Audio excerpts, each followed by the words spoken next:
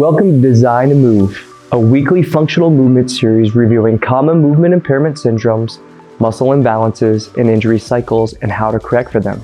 Don't just exercise, but restore optimal movement. Hey everybody, welcome back to another episode of Design to Move. My name is Ryan Maxwell, this is Ryan Parr, and our newest movement specialist, Chad Schugar.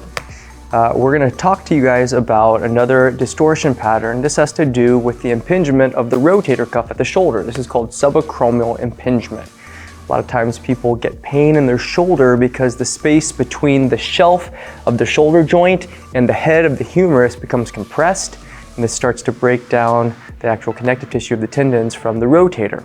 So today we're going to show you how to adjust some of the major relationships that distort the placement of the shoulder so that we can get it back to its natural alignment and reduce the pain, inflammation, and impingement that goes on. For that, you're going to need one of our fancy-dancy fluid fast release balls. If you don't have something like this, you can purchase it online on our website, but you could probably use another ball of some sort. This one's got a nice little tack to it. So either way, remember guys that we do write a blog on the topic. It's in the description below. We give you more information about the specifics. And we do have a table of contents to the side here where we timestamp all of the segments with a condensed version at the bottom so that you can skip to that as a review once you've gone through it a couple times. If you have questions on anything that we're going to go over today, or if you want a specific movement screen, we do that virtually and for free. You can reach out to us at admin@fluidhealthandfitness.com. On that, we have a lot to go over, so we're going to get into subacromial impingement, and we're going to get started with our release. Our first segment is release and mobility. This time we're going to go into the pecs and the latissimus dorsi, specifically the pec major, the bigger of the pecs, and the big lat muscle on the side of the torso. Let's get right to it. All right, so we're going to get Chad into his pec major, and he's got to use this ball. We're going to press him against the wall. We got to get him set up for the position. So if you're doing this from home, this is what you're going to need to do. Yeah, so right now he's starting off on the inside of the chest near the sternum, and then he's going to roll the ball towards the outside. Also noticing that he has a nice split stance. Whenever he has this arm coming back, he has the opposite or that same side leg going forward. From here, he's making sure that he squeezes the glute on the right, and then as he's breathing out, he's retracting the shoulder, reaching forward. As he's breathing in, he's relaxing and sinking back into the ball again. And he's going through a number of different reps, and we'll give you a little bit more breakdown on what's exactly happening here.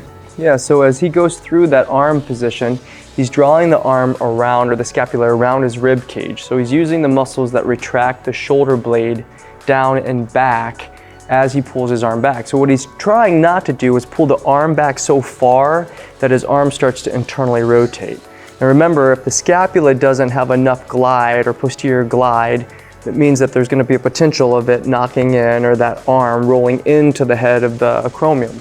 Now again, that's the joint where the collarbone meets up with the scapula. So that's where that humeral head resides, just underneath of that in a little glenoid socket.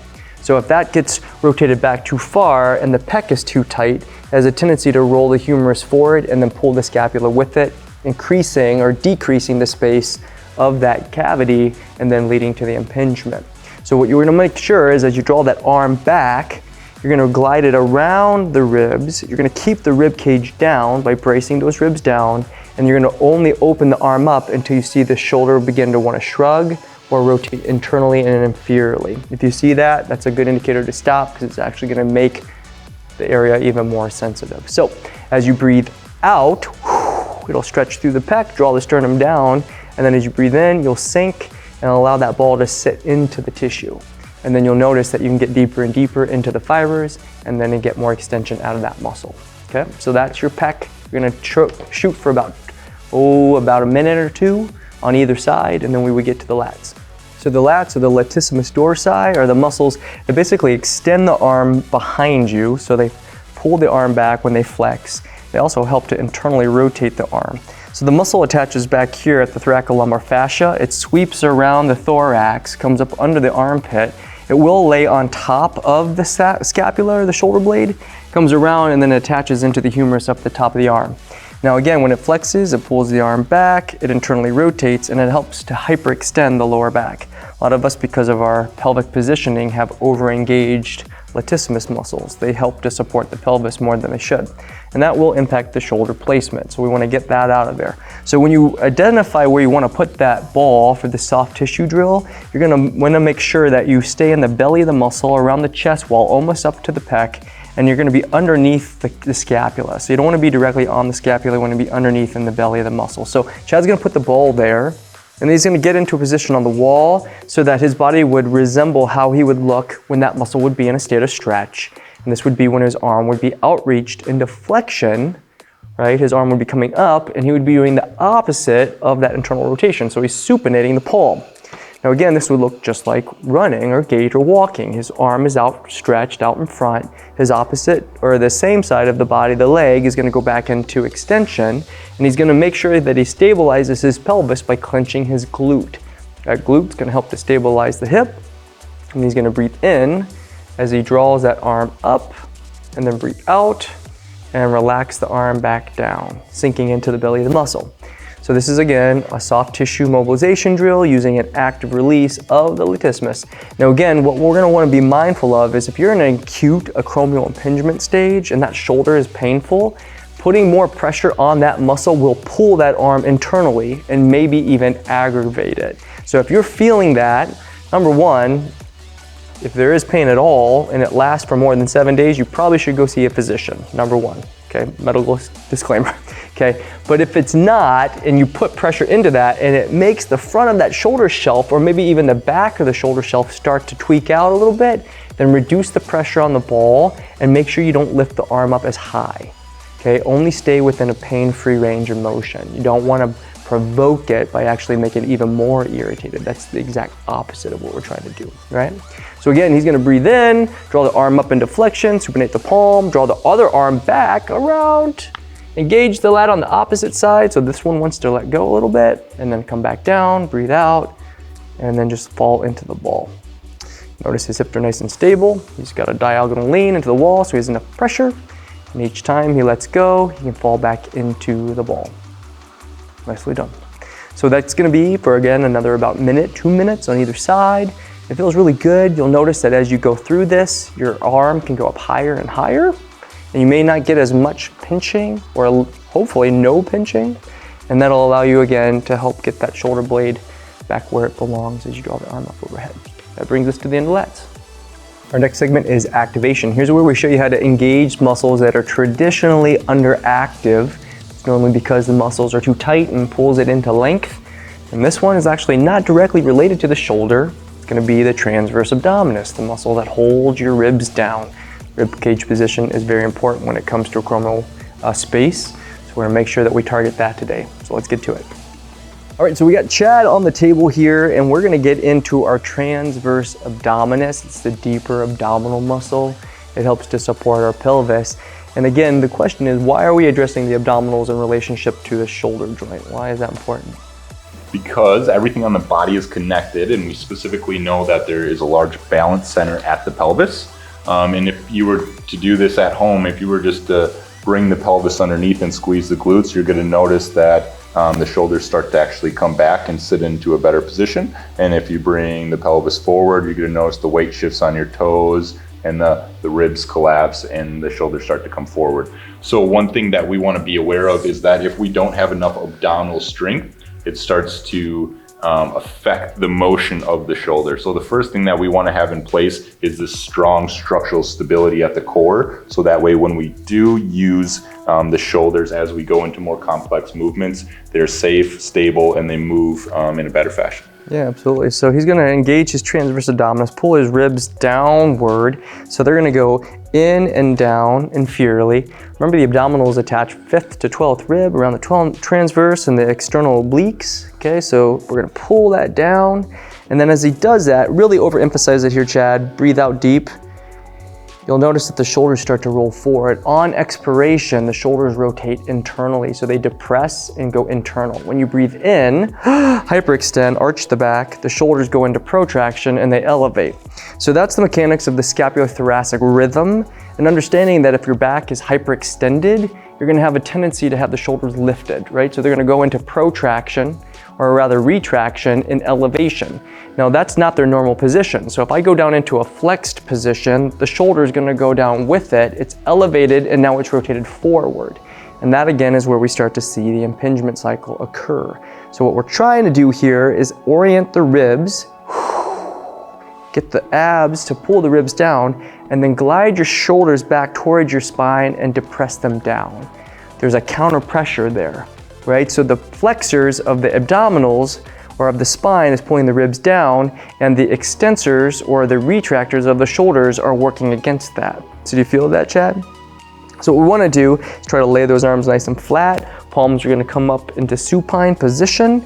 You're going to breathe out hard, get all the air out, tuck the chin, hold the abdominal pressure, and then breathe in, retract the scapula, breathe out, flex the abs. Breathe in, retract the scapula, breathe out, flex the abs. So basically what we're doing is stretching through your pectoral girdle with every breath. You breathe out, the shoulders are going to want to pull forward, but you're pulling back against that, and it's going to stretch that pec girdle. So it's going to help you to get those shoulders down and back. And again, the goal here is to recognize that if the shoulders are elevated and your upper traps are over-engaged, when you breathe in, the shoulder's going to want to shrug and the neck's going to want to kick up. So we want to contain that by working the deep cervical flexors, tuck the chin, pull the head back into the table, right? Breathe out and pull that shoulder back so that you don't extend and kick that neck up, okay? Doing that again for about 2 minutes, the time under tension should help to alleviate some of the pressure. You'd be surprised after about 2 minutes, the arms start to fall flatter.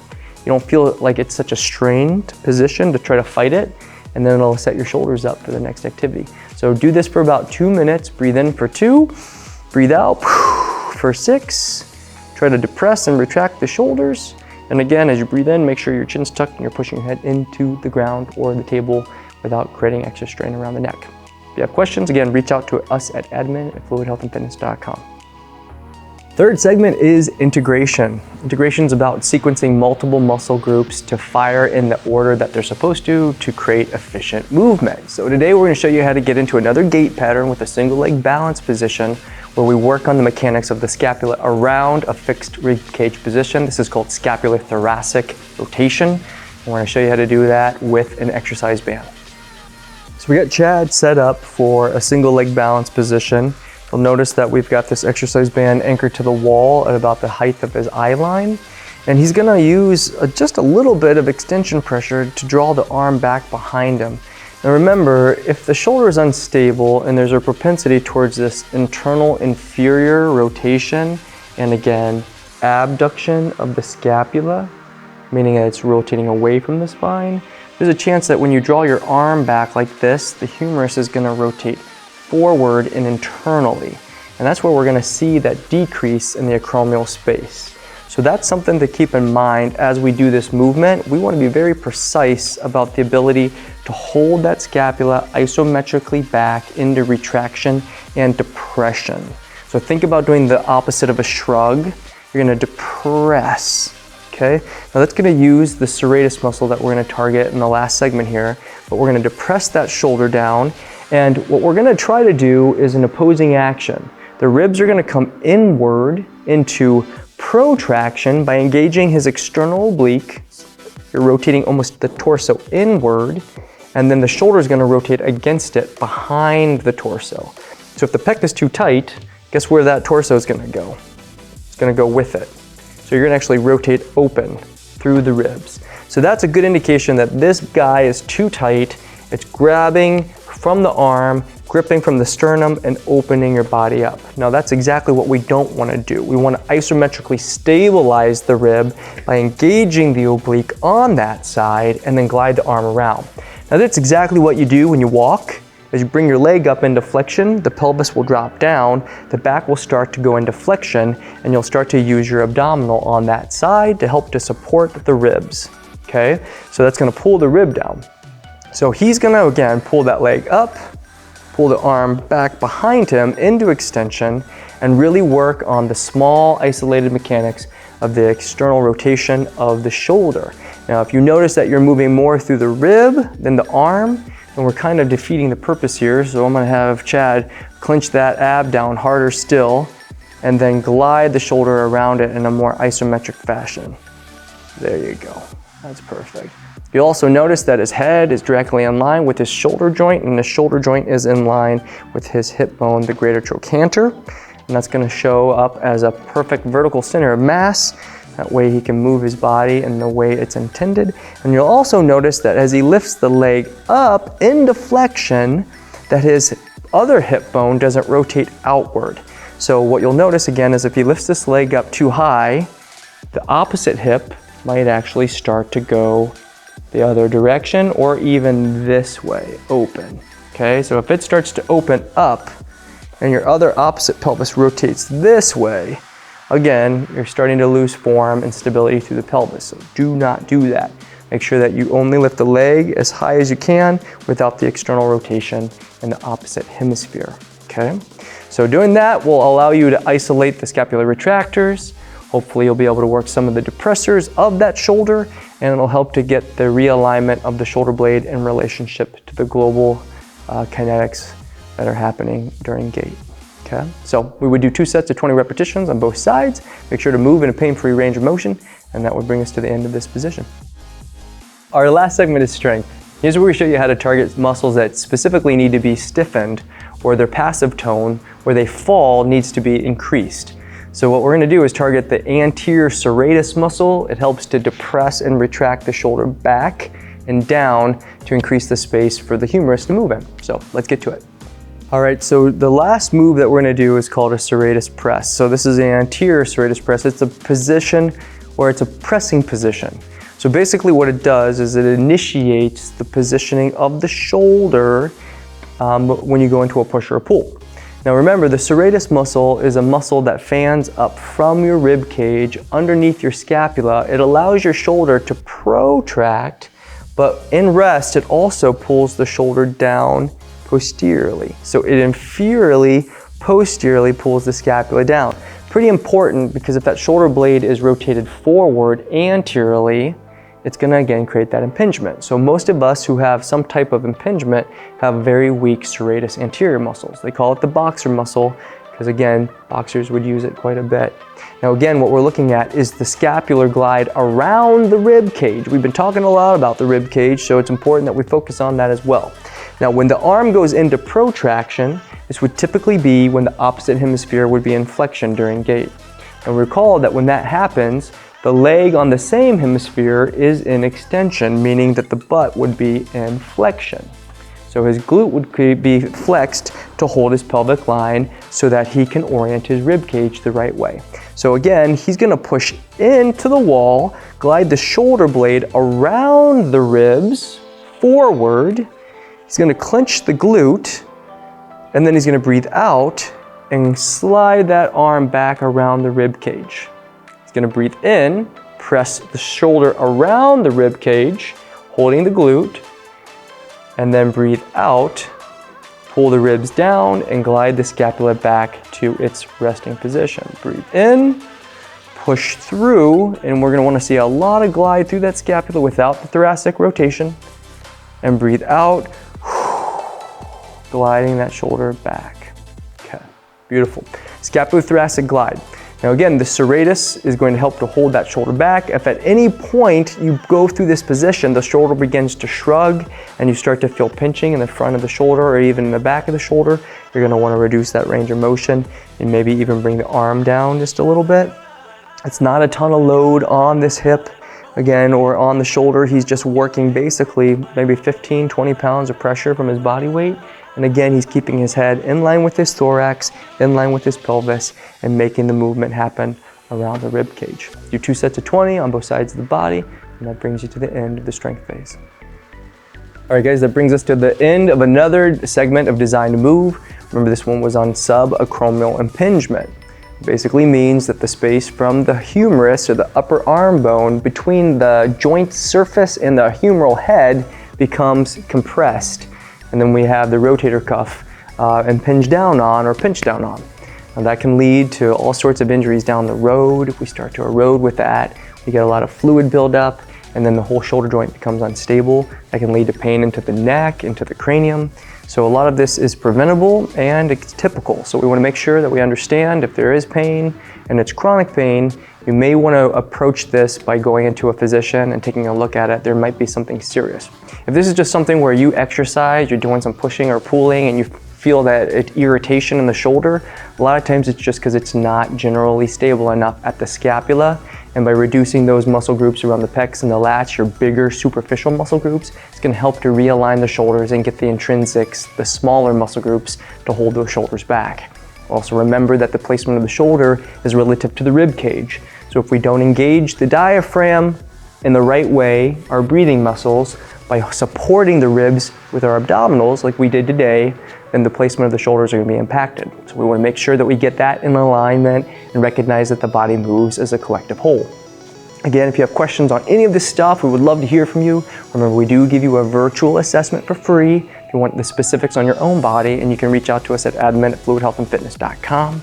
Again, we have the blog on the topic in the description below, so make sure to check that out. And we will see you next week for another episode of Design to Move. Stay in motion, guys. We'll see you soon.